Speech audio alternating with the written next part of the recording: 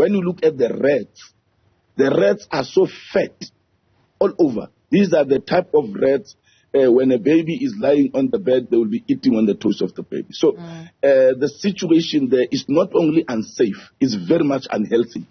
And I will be posting some of the videos that we took as we were working inside the building. You will assume that we are working outside. And most of the buildings are just like that.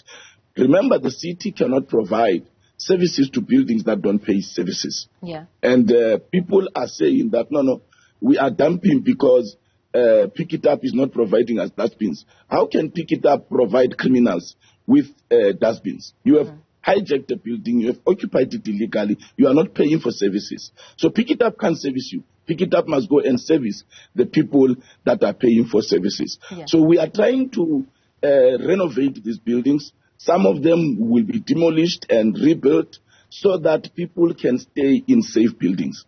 We have other associations like the taxi associations we have also made a request to me that they want to lease or buy certain hijacked buildings so that they can renovate them and accommodate their taxi drivers and their families. So these type of private partnerships are very important in making sure that we address this situation in the city of Johannesburg. You can never bring Johannesburg to its former glory. You can never bring Hillbrow, Berea, Yeovil to its former glory for as long as you have illegality going on as if it's normal, as if it's legal. The illegal occupiers have indeed taken advantage of the law. I mean, you speak about how, they use the law when what they're doing is criminal, but they have managed to do it. I mean, if you look at CB House, for instance, the building owners applied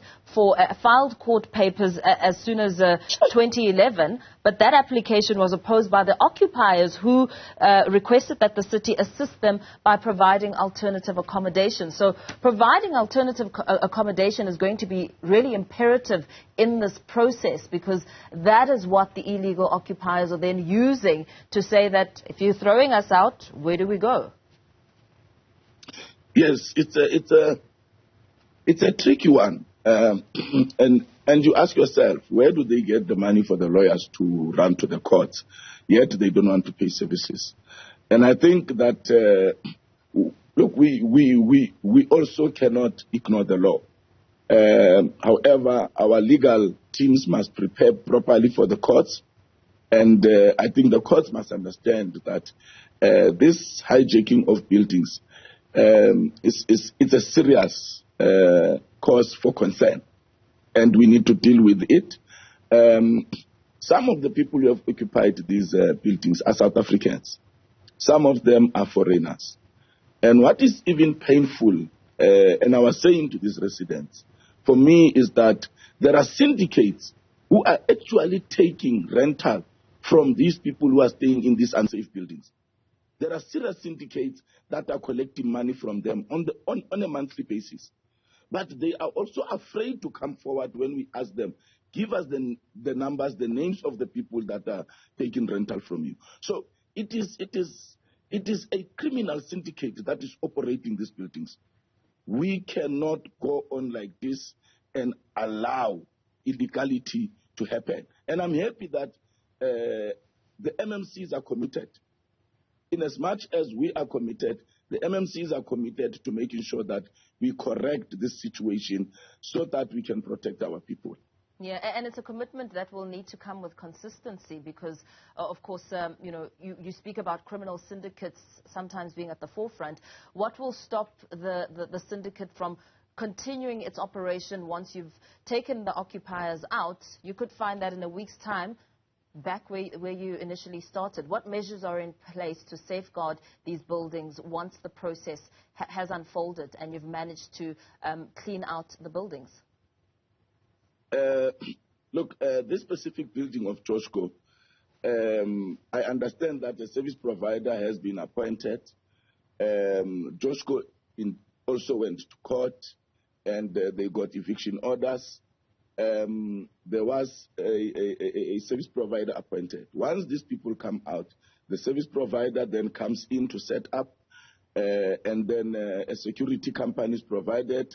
The Metro Police have committed that they will then patrol the building whilst it is being renovated, whilst it is being brought back to its safer condition.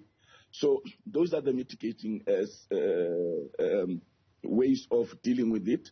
But those that a process must still unfold of appointing a service provider, we will then have to put a barbed wire, put a security on site so that the building is guarded until such time that a service provider is appointed, or until such time that a private company that has interest in the building, having gone through the processes with the city, they are able to take it over.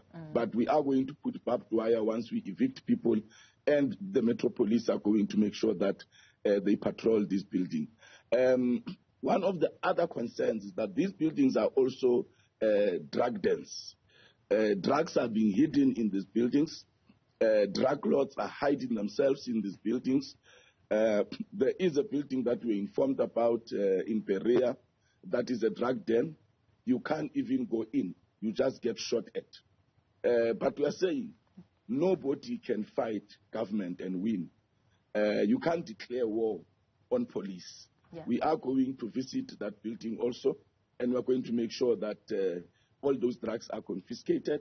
We are going to make sure that the criminals are arrested. So, yeah, those are the mitigating ways of dealing with it, putting a barbed wire, putting up a security company there, and having Metro Police to patrol the area. Very well. Thank you so much. Let's perhaps leave it